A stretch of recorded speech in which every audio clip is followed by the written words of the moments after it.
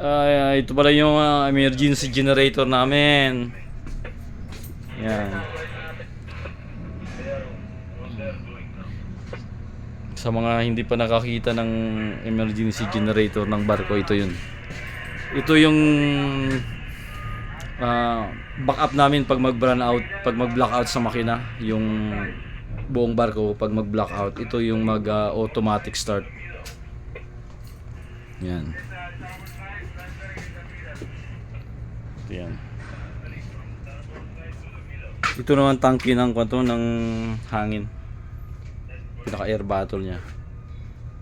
Yan. Tapos ito yung fuel tank ng emergency generator.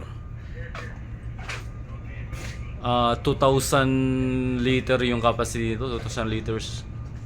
Yan, 2,000 liters. Pag gusto namin i-test, isi-set lang namin sa manual. May auto at saka manual to. Kunyari gusto namin ngayon i-start, ilagay muna natin to sa manual. I-click sa manual, and then ito ilalagay din to, kung pili ka lang kung gusto mo sa electric starting or pneumatic starting. Dito nakaset na sa electric bago na, at saka ito rin yung operation mode. I-start namin, ilagay namin sa manual, and then press the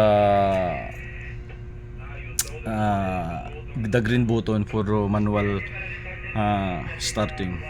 Pag na gusto mo naman ipara na, ito pindutin mo lang yung stop. Yan. Ito yung pinaka panel niya. Yan.